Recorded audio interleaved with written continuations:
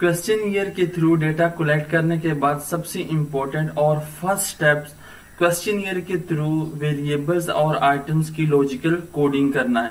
तो ये आपको क्वेश्चन ईयर शो हो रहा है।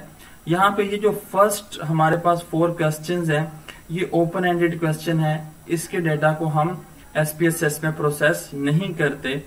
हम स्टार्ट करेंगे जेंडर से।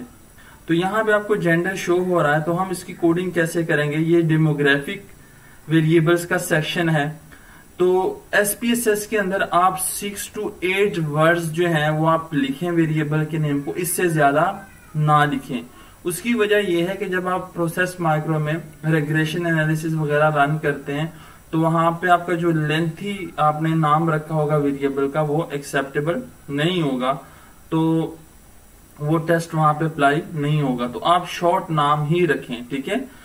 लेकिन आपकी जो कोडिंग है वो इस तरीके से होनी चाहिए कि आप जिस वेरिएबल या आइटम्स को जो भी कोड दें वो आपके माइंड में हो और आइडेंटिफाई और नॉमिनेट करे आपका कोड उस आइटम और वेरिएबल को। जैसे कि हम यहाँ पे जेंडर को एज इट इज लिखेंगे, मेल के लिए हम वैल्यू देंगे 1 और फीमेल के लिए 2, ठीक है। एज को भी एज इट इज रहने देंगे। क्वालिफिकेशन इसको भी हम एज इट इज लिखेंगे कोड, ठीक है। टोटल ईयर ऑफ एक्सपीरियंस ये लेंथी है, ठीक है। तो हम करेंगे क्या कि T_EXP, तो इससे क्या शो होगा कि टोटल अंडरस्कोप एक्सपीरियंस, क्योंकि SPSS में अगर 2 वर्ड्स के दरमियान आप स्पेस दें तो ये आपका जो एरर शो होगा। तो जब आपने 2 वर्ड्स को लिखना है तो उसके दरमियान स्पेस की बजाय आप अंडरस्कोप अगर देंगे तो फिर ही वो आपका जो वर्ड्स है वो लिखा जाएगा। इसी तरीके से total year of experience with this organization, तो आप यहाँ पे O ऑर्गेनाइजेशन को नॉमिनेट कर रहे हैं और अंडरस्कोप EXP एक्सपीरियंस, इस तरीके से आप कोड कर सकते हैं। यहाँ पे मैं ऑलरेडी ये लिखा हुआ, ये रिसर्च वेरिएबल्स है हमारे पास। तो मेनली ये सबसे इंपॉर्टेंट, इसको कोड करना जरूरी होता है। जैसे कि हमारे पास ये कंप्लीट वर्ड है एंटरप्रेन्योरियल लीडरशिप। तो यहाँ पे हम अगर आप देख सकते हैं, यहाँ पे इसका फर्स्ट वर्ड E और यहाँ पे लास्ट वर्ड L, ठीक है।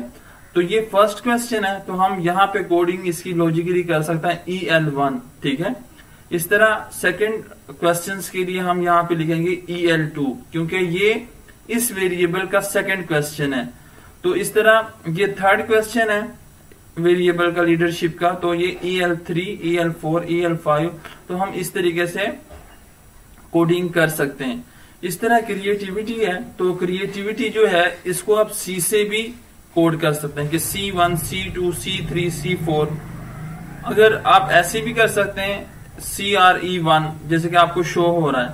तो आप इस तरीके से कोड कीजिएगा कि एक वेरिएबल दूसरे से डिफरेंट हो उसकी कोडिंग, और आइटम वाइज कीजिएगा। और ये तमाम चीजें आपके माइंड में होनी चाहिए ताकि आपको ये चीजें याद हो और आप प्रॉपर वे से जो है वो तमाम आइटम्स की जो SPSS के अंदर कोडिंग कर सकें, प्लस आप डेटा की पुटिंग कर सकें।